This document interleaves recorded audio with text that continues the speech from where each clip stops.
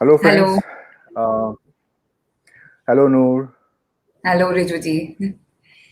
Welcome, friends, to the literature segment of our Lifft India Filmotsav World Cine Fest 2020.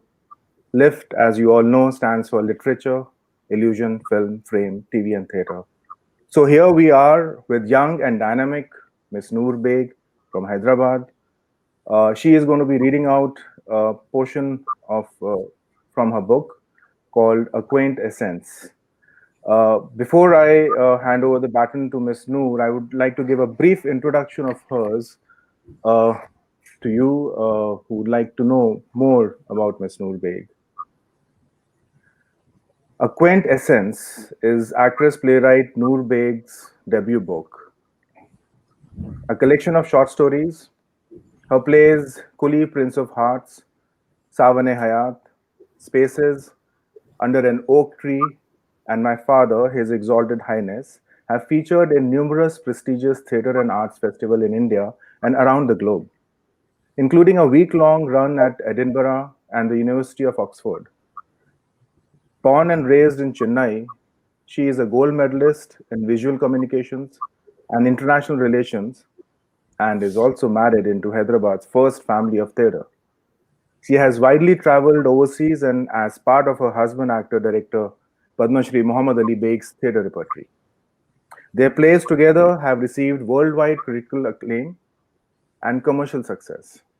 Having started her career with the Australian Consulate, she is now Vice President of the Qadir Ali Beg Theatre Foundation.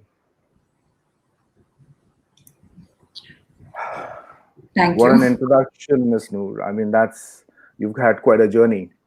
Um,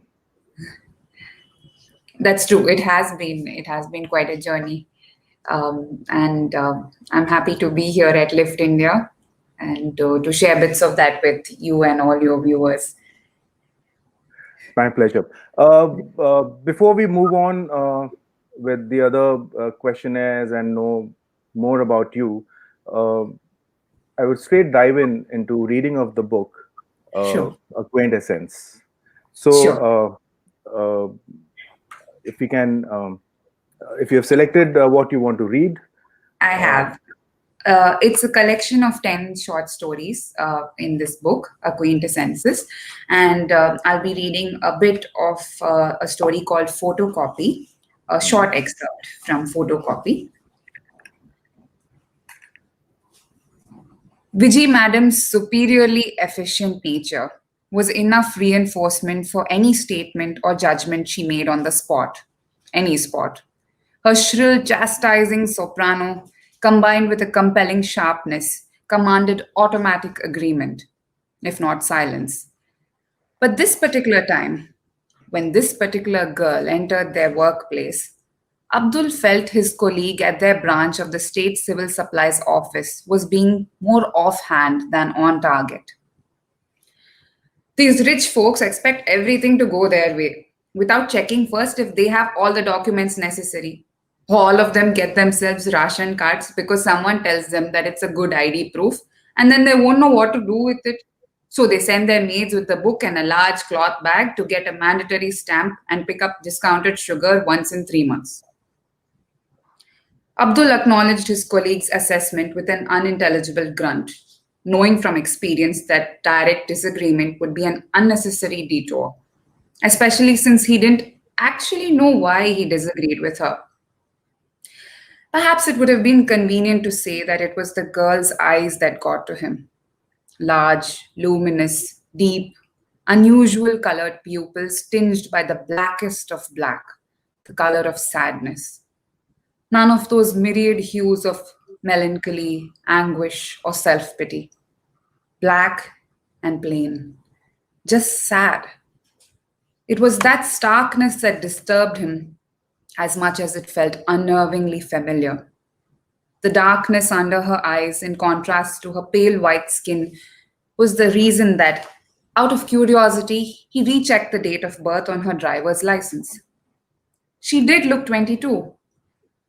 Her body movements were yet to catch the slow heaviness of accumulated years, but her round shaped face had lost the plumpness that her driving license photograph possessed. Now the skin stretched against her cheekbones in a way that only a loss of interest in food could cause. Abdul was well versed in scanning people's faces from the hundreds who stood in line in front of him every day, from the thousands of passport size photographs and photo IDs that had traversed his desk over the years. But that particular look he knew well. It was the exact look his wife had worn for the past 9 years, ever since their 17-year-old son had died during their college excursion. A look he had somehow never acquired. His appetite had remained unaffected, his weight, his face remained mostly unchanged, marked only by time, not by circumstance.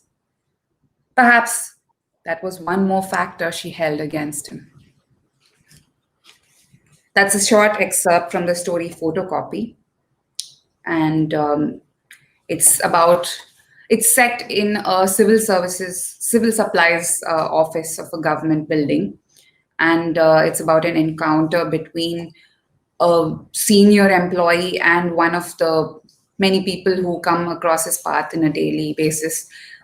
It's a story about grief, about a young girl who looks like she is grieving, and an old man who has lost his only child, and how they seem to find comfort in each other without even speaking much, apart from the basic practical procedures that they have to, finish between them. But it takes us into the minds of what it's like to be the one left behind and deal with loss. So this story is seems to touch a lot of people because everyone has lost someone in life, and grief is a very unexplored, uncharted territory where, you know, even if you go through it, each person's grief is different, each person's way of grieving is different. And what Abdul is facing is something that is not really talked about. It's when one person grieves in a different way and the other person tends to internalize it and not really express it, and feels guilty because he's not able to express it the same way openly as other people do. And that causes a rift between him and his wife. And he feels he's not able to comfort her because he's not able to uh, express himself the way she openly grieves the loss of their son. So it's about finding hope and healing, even despite accepting that the loss will never be, the void will never be filled, but to live on with the holding on to the love that, is more overarching than other emotions. Well, that was quite a reading, and you have answered, in fact, most of the questions which would have followed that part of the reading. Yeah. I guess you preempted all the questions, which Oh, would be coming your way, and well, I mean that makes my life very simple. Uh, I would say. And but just the portion that you just read, yes, it's amazing that how articulately you have created whole picture of the person. We see that person what he would look like. If like suppose if you were making a film right.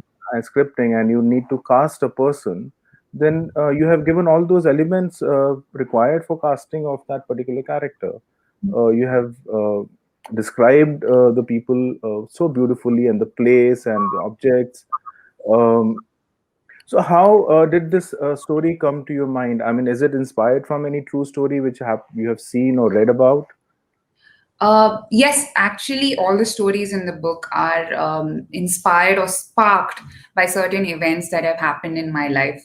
Certain people I've come across, and I wouldn't say they're based on real people, except for the one story which I'm going to read an excerpt of in a little while soon. And which is That's back to the beginning. It's based okay. on my husband and my story as a theater couple traveling the world. And you will get to see a bit of the truth in that story. But the Okay. rest of the other nine stories are sparked by real events. And situations and people and places I've come across. And I think this particular story I have, drawn on real life and taken up what I would have seen as a chance encounter between two people of completely different backgrounds and people who wouldn't be expected to or accustomed to talking in normal circumstances, but they share a bond, and that's the theme of the whole book. It's all about people who encounters, acquaintances, chance meetings, and relationships which go beyond the normal definitions of what society, has labels for. Colleagues are more than that. There's a story in which two employees of an old Haveli across different age groups, one is in his 80s and one is in her 20s. They're more than that. They're more like not just mentor and protege, but they're friends, and they share influence on each other. And then there's another one where an old resident of a hotel meets a marketing manager, and how they share a bond and how they,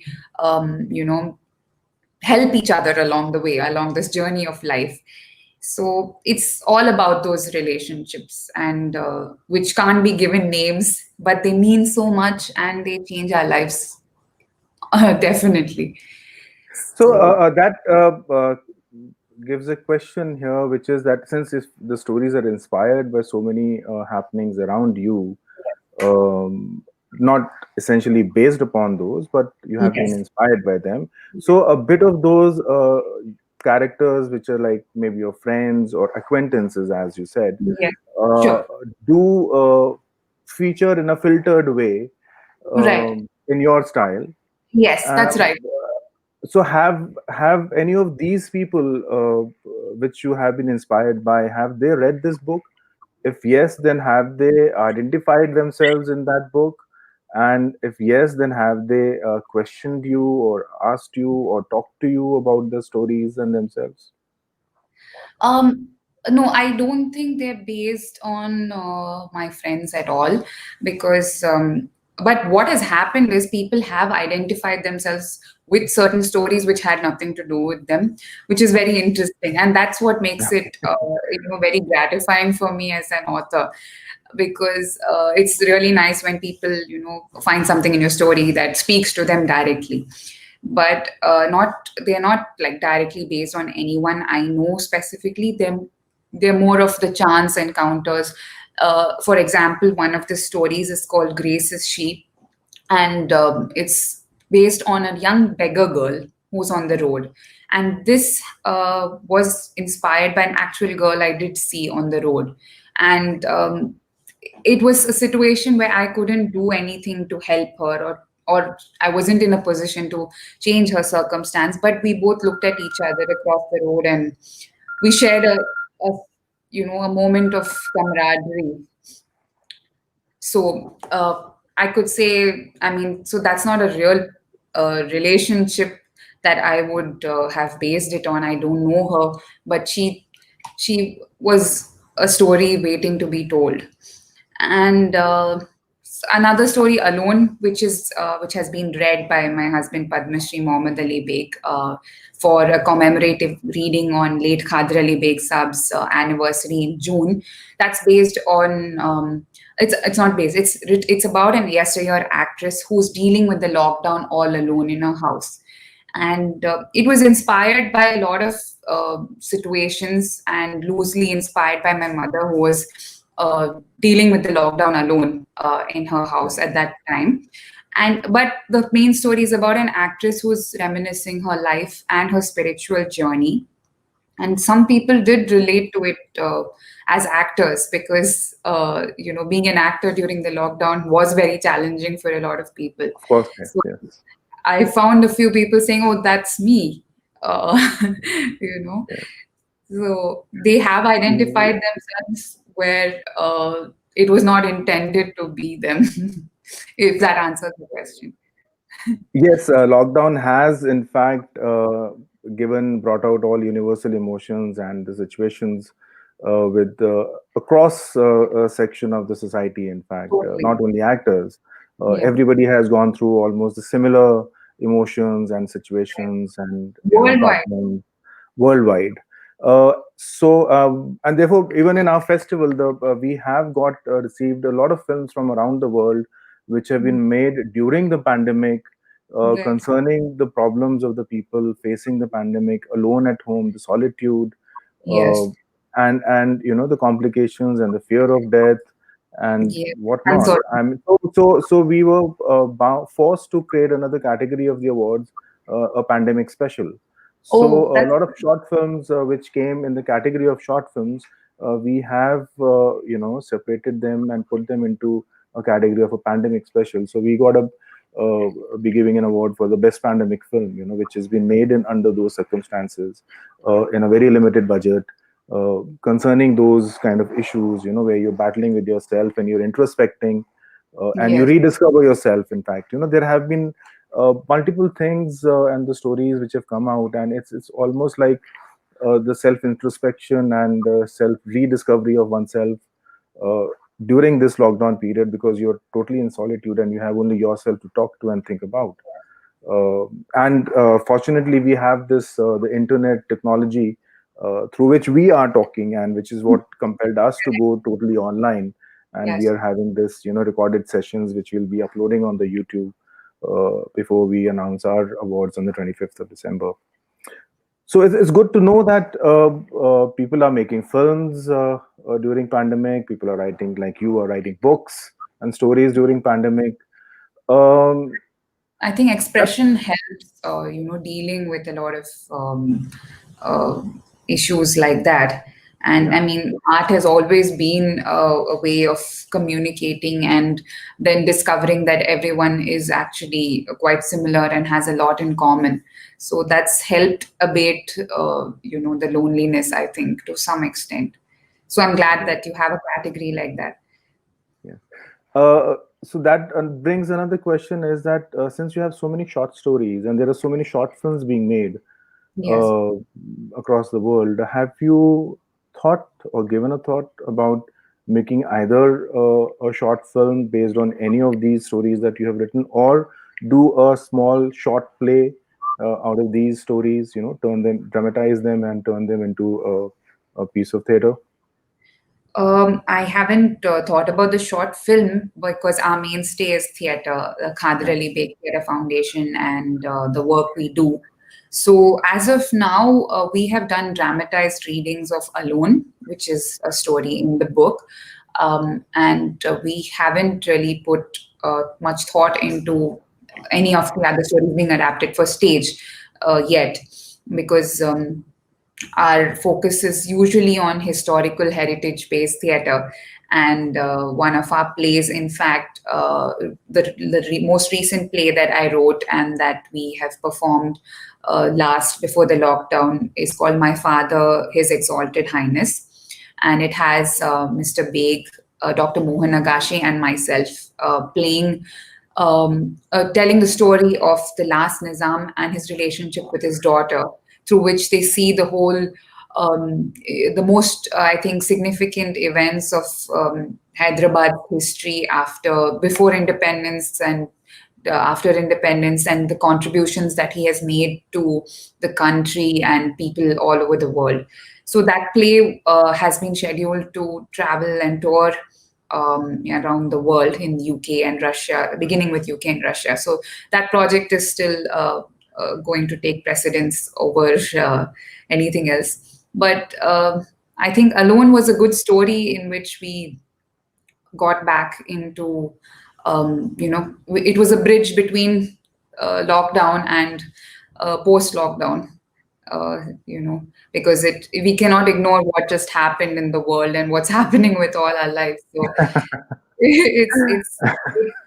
it narrates what we've been going through, but it also gives us hope that there is life and light at the end of the tunnel. There is hope and light at the end of the tunnel.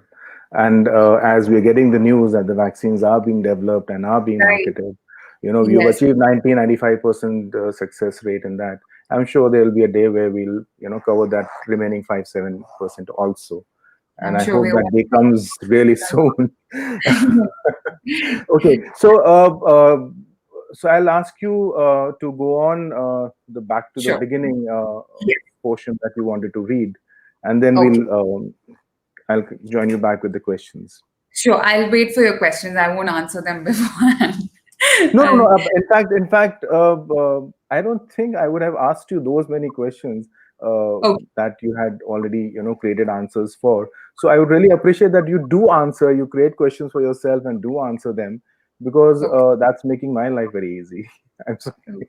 I'll just go ahead with the reading, and then you can assume whatever interpretation you wish from what you have heard.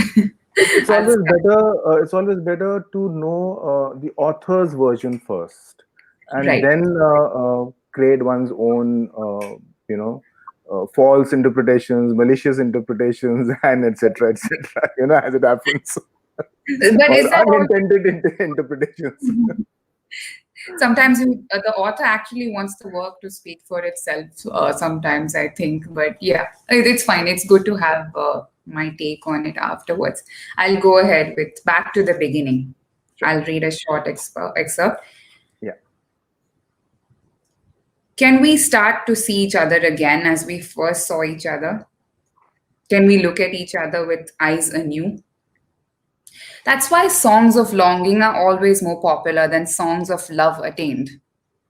Or so she thought as she shuffled through her Spotify playlist of writing inspiration, gazing at the pale grey, dreek Edinburgh sky outside the window of the century old Montpelier Park apartment they were staying in. Like the time, for instance, when he saw her for the first time in the reflection of a gilded mirror in the Darbar Hall of Falaknuma Palace in Hyderabad. The setting was romantic in itself, a 7-course Australian dinner and book reading by the author of The Last Nizam. She, one of the hosts representing the diplomatic mission she worked with, and he, one of the aristocratic attendees, one of the select few names on the guest list for the exclusive high profile evening. A name she never imagined would mean so much. She didn't see him. She couldn't see that far without her glasses anyway. But oh, did he see her? Magic was afoot, that old puppeteer working its strings. She received a text. Don't look so worried, Miss Gorgeous. Relax. Under the ornate painted ceiling and Belgian chandeliers, amidst silver candle holders and the clinking of crystal, a girl deferred a coffee invitation from an inscrutable man in a grey sherwani, whose riveting, twinkling gaze she could not ignore for long. She didn't know much about the high flying theatre icon at the time, despite two of her colleagues in conversation whispering, do you know him? Him? Who hasn't heard of him? Later, she would find scores of web pages and reams of newsprint devoted to his family background. That was the stuff of law and his accomplishments in a short span. But what mattered more to her was how comfortable he made her feel, which he did. Therefore, in the beginning days, not knowing made the getting to know sweeter. And so, an acquaintance crosses the threshold. A quaint acquaintance. An acquaintance she had felt like she had always known.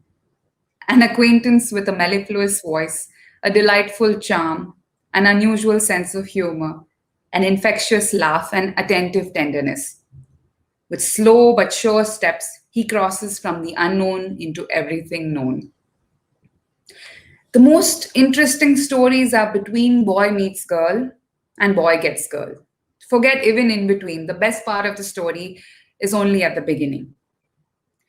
She didn't have time to expound on such theories, nor fill in her brand new notebook beyond the first few sentences on the first few lines of the first page.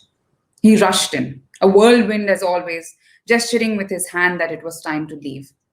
Her trolley bag was packed, makeup done, throwing a tweed coat over her gold period angarkha to combat the chill. She was ready to do the march to the show venue down the cobblestone streets, walking side by side with her theater repertory team, walking side by side with him, strides matching, eyes fixed ahead. This was the longest they had ever walked to a show. They had walked from a seven-star hotel suite in Bangalore to the elevator that took them to the 8,000 square feet ballroom below. They had walked from their picturesque heritage cottage at the resort in Turkey, overlooking the Golden Horn, to the luxury pickup that took them to the Grand Theatre in the center of Istanbul. They had walked from the house in the middle of the woods, where horses grazed and hedgehogs roamed, to the medieval barn that was their theatre space in a picturesque French village, the hub of the Performing Arts Festival, where Europe's most distinguished theatre practitioners congregated. To perform, they had walked through the ruins of the magnificent Golconda Fort, by the seaside of Mahabalipuram, through the hallowed hallways of Exeter College at Oxford University. Each walk was a dream coming true in itself.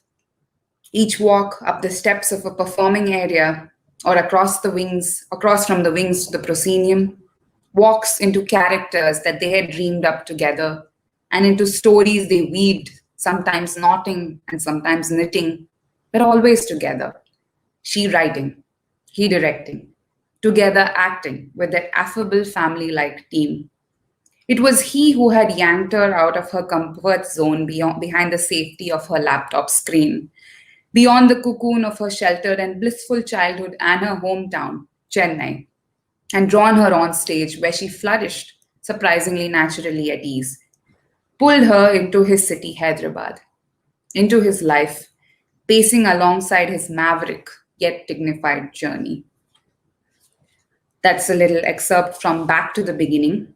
And I think I will wait for Rijuji's questions here. Um, I think you know who the story is about. uh, yes, it's quite obvious if we know whatever little we know of you and Mr. Qadir Ali Beg. Sorry, Mom. Muhammad Ali Beg. Excuse me for that. No. Um, but that's a very beautifully told love story. I must say that. I mean, it's when you were reading it, I could visualize, all the walkways and the places that you visited and the places that you're talking about and the emotions. It's almost, like you have a see because we are from a film backdrop, so we everything transports us into a visual medium, Right. Yes, yes, where immediately a song would start playing in the head. There'll be some strings playing yes. somewhere, and then you'll see the visuals. You see it visually. uh, Yes. yes, so it really transported me into that kind of a world, and beautifully told love story. And this is something which we would like to see in a film. You know so was Thank you. it so how did Mr. Beg respond to this story? Did he know that you were writing this story or you written the story? Did Um, you tell him during writing the story, or did you show him the story, the write up after, the later I on, think, that is? well, what I would say is that some of the stories of this book have been written over the years, and they've been, I had this theme in mind for a long time, and there were certain one-liners which I knew I wanted to tell, and they became certain stories. So half of them have been written before, and half were written during the lockdown. And I always knew that our story, our meeting, and the kind of the legacy that I have gotten into by marrying him and joining the foundation, and the kind of work that we do, which and the adventures that we have all over the world, I always felt it was worth telling a story.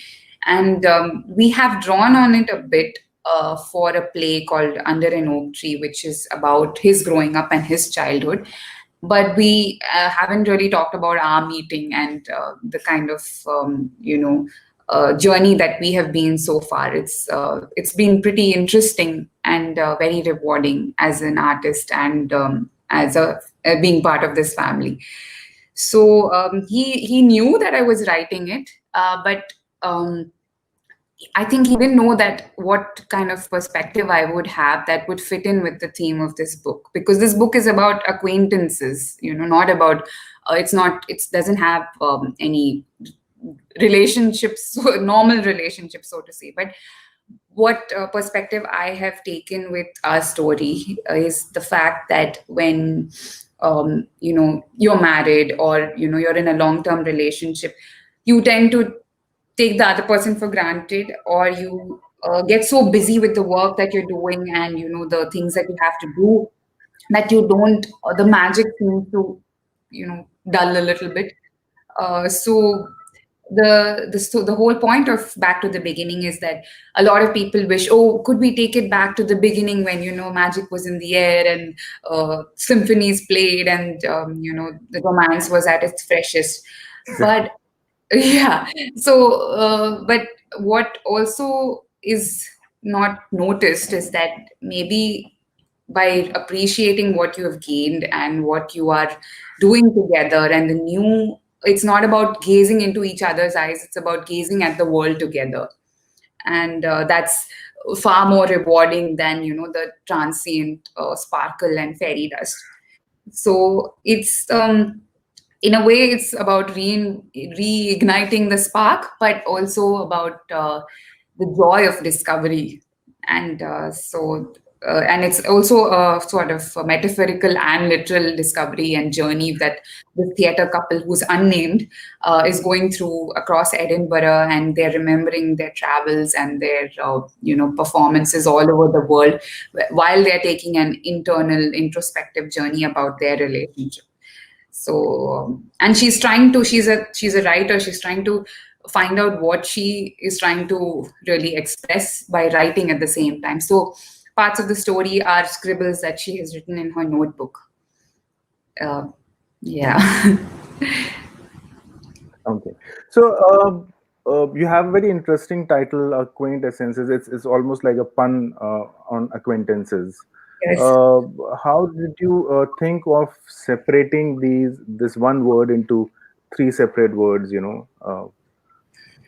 Oh, the credit has to go to Mr. Pig for this, because it had a different title before, this collection of short Okay. stories. And Okay. everything was ready, the book was ready, and I wasn't very satisfied with that title. And then we thought that it should have something to do with acquaintances, and it was his idea to make it Acquaintessences, because it's essences of acquaintances.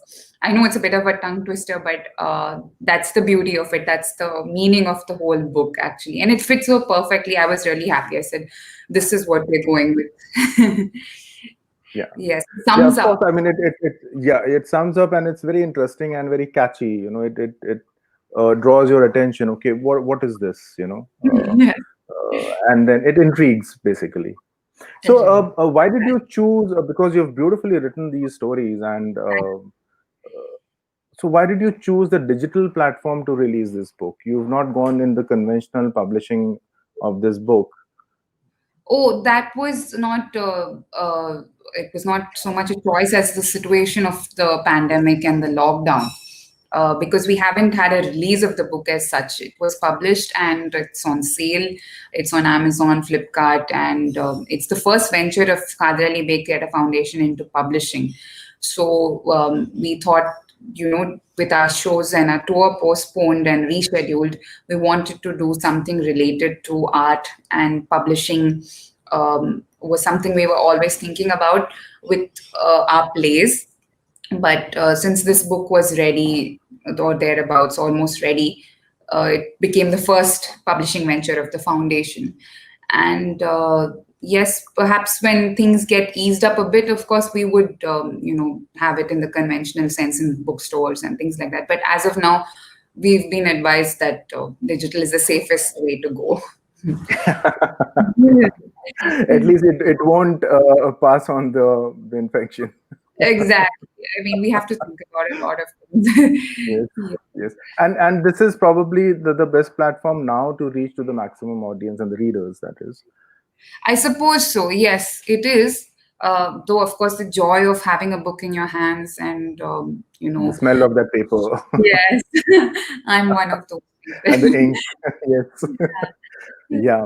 So, tell us something about your previous book. If you've written any book before this, or in your introduction, we've said that it's your debut book. But I know that Yes. there was something which you had penned earlier, but you haven't spoken about that yet. Yes, I've written 5 plays for our foundation. And before this, I was commissioned to write a biography of a Rajasthani painter called Satyapal Verma. That's called From Darkness to Light. And the title is such because it's about him overcoming personal obstacles to continue being devoted to his art. And, it's something that all of us can aspire to. So that's a non-fiction biography that I've done. It's a coffee table book, and it also got released earlier this year. So that's my other book before that. But this is my first book of fiction of short stories Okay. after my plays. Yes. Okay. So, what are the plays that you have written or partially written? Yes, my husband and I have written Khuli Dilon Ka Shehzada, Sawane Hayat, and Spaces together. Khuli Dilon Ka Shehzada and Sawane Hayat were translated from English into Urdu by a late, very senior, very dear poet called Khadir Zama, who is sadly no more with us and who always encouraged my writing and our work. He was from Hyderabad, and we miss him a lot. And after that, I've written Under an Oak Tree and My Father, His Exalted Highness, which are 2 more recent plays. So these are the plays that I've written. Huli Dilon Ka Shahzada is about the founder of Hyderabad, King Huli Qutub Shah, and his love story, and how his love led to the founding of the city. And it was our first play together, and it's traveled to more than about 60 festivals internationally, and it's very well Wow. received. We do the English version sometimes, like in Edinburgh Fest and a few other places, and it's good to know that both versions are equally well received. And Spaces is based on another short story that I've written, but that was set in Chennai. We adapted it to Hyderabad, and it's about a girl who doesn't want to let go of her ancestral home. And this play, in fact, resonated with a lot of people who find it hard to give up their childhood home but have to because of practical reasons. And it's about this one girl who is an artist, and the whole world seems against her, pressurizing her to sell the home, to move on in life. But she clings on to the memories and the old way of life. So I think, I'm not sure if you've watched this play in NCPA when a couple of years ago, Yes, but yes, I did. I did happen to be there, and I saw the play, and yes. which is why I was in the impression that you were a trained dancer. Uh, No, I'm not. No, but did you not that. take any training in dance or music? Music, yes. I've trained in Western classical music. I was part of a choir, and I used to undergo voice training for that, and Western classical concerts. And I've learned guitar. I used to Oh, play guitar, yes, but not recently. I sing a bit in spaces, and I sing in another play of ours called 1857 Turebaz Khan, but not on completely, as a uh, operatic performance or anything. Yeah. So, but music, um, I think, I think all the artistic disciplines tie into each other, and it's really important to, yes. allow for that blending. Yes, yes, and it helps growing as an actor because you have been performing extensively on stage as an actor. So, tell us something how about your experience as working in a consulate office. Uh, I did my bachelor's in visual communication from Loyola College, which is multidisciplinary visual arts studies. And I specialize in writing, copywriting, script writing. But I wanted to study more, and I studied international relations, which I did my master's in. And that was a very eye opening experience for me to learn about how the world works. And we covered a lot of disciplines in that. So when I was offered a post at the Australian Consulate General in Chennai, it was to take charge of a cultural festival, the Ozfest, um, which presented Australian culture to India. So it combined the best of both worlds for me, culture and diplomacy and arts, all of it together. And it was a wonderful, enriching experience to do that. And through that, I ended up meeting my future husband.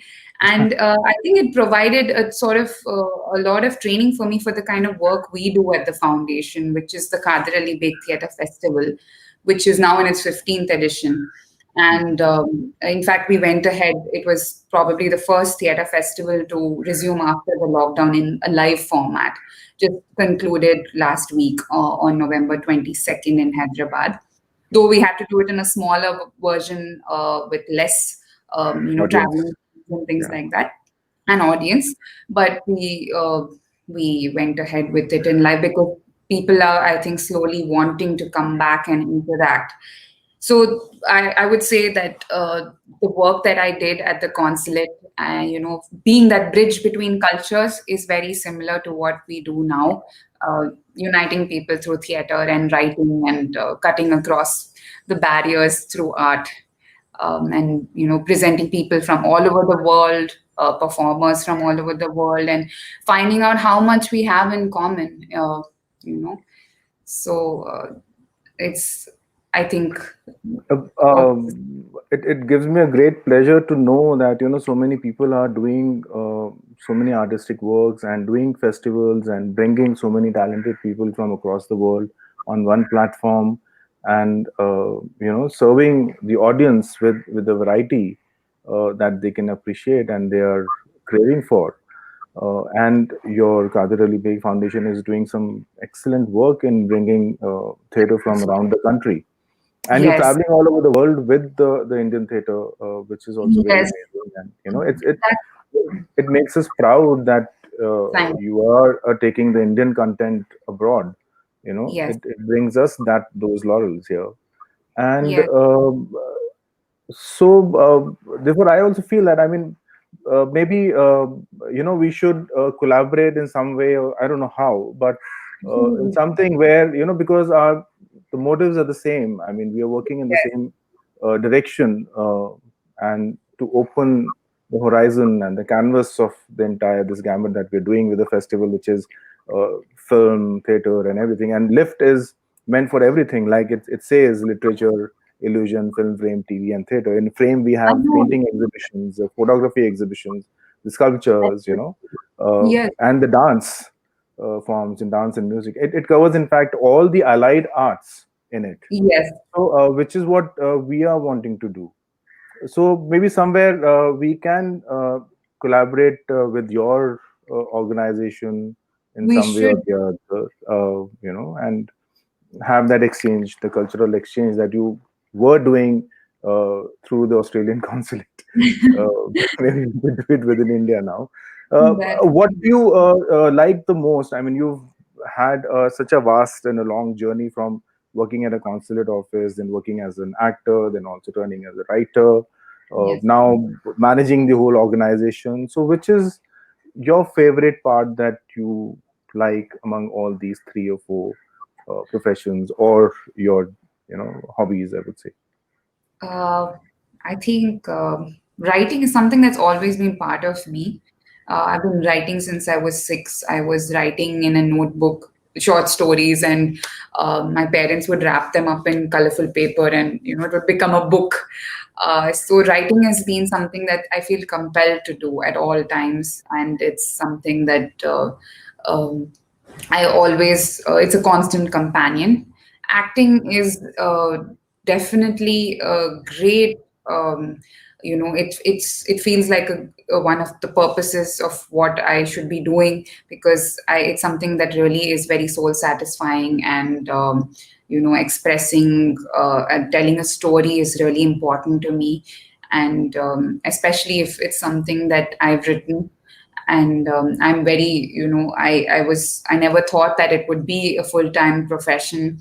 And when I met my husband and I saw the way he was giving dignity to theater and, taking it so professionally and sincerely with all, um, with all aspects of it, like it was like a regular, um, a multinational company's approach to theater, being methodical in all the processes and being accountable, responsible to the audience, to technicians, to the whole gamut of it.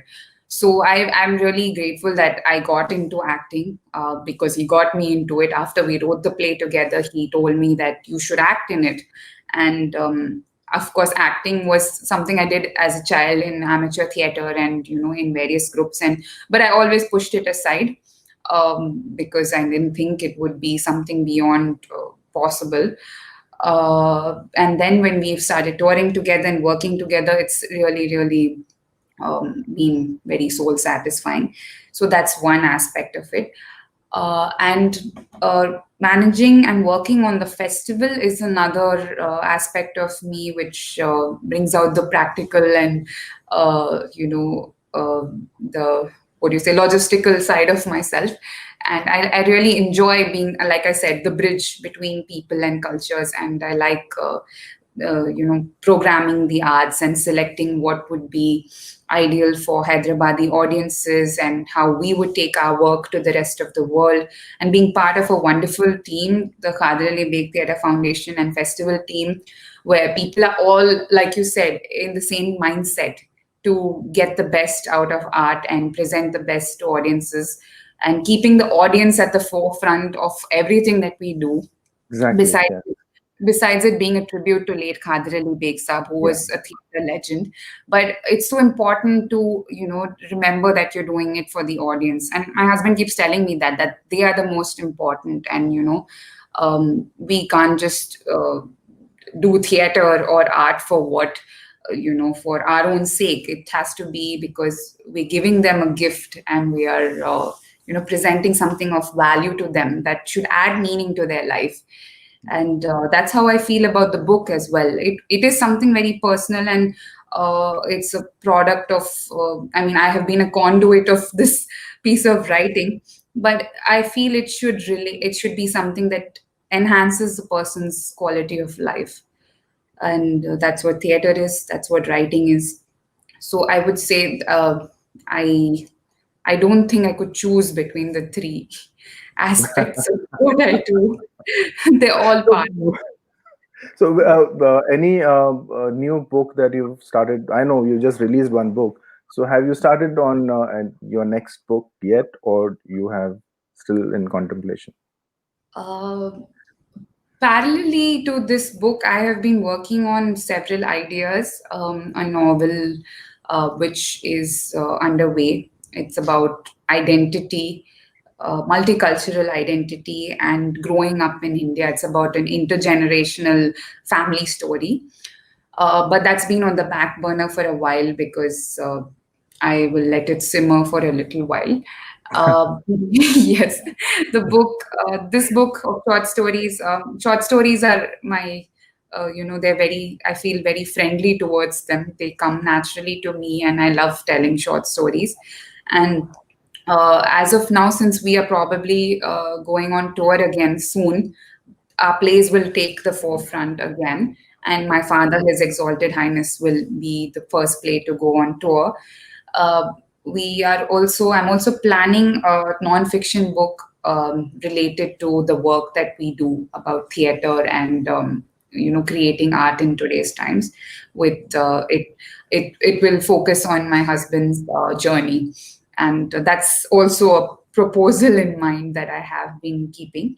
So there's one fiction, one non-fiction, and I'll probably write another play soon, a contemporary play. These are a few of the projects that we have. But then again, it depends on our traveling schedule. I hope you find a lot of time in between your traveling schedule and plays and performances to write such lovely books, and we get to read them one after the other. Wish you Thank all you. the best, Noor, for all your endeavors that you're doing, and Thank you, Riju. continue. continue giving us good theatre. Thank you. And wishing that Lifft India all the best in its digital edition this year. And I'm sure it's going to be fabulous. Yeah, we need all that support. Yes. It's really Thank great. you. Thank Yes. you. It was lovely talking to you, Noor. Lovely talking to you too. Yeah. You take care.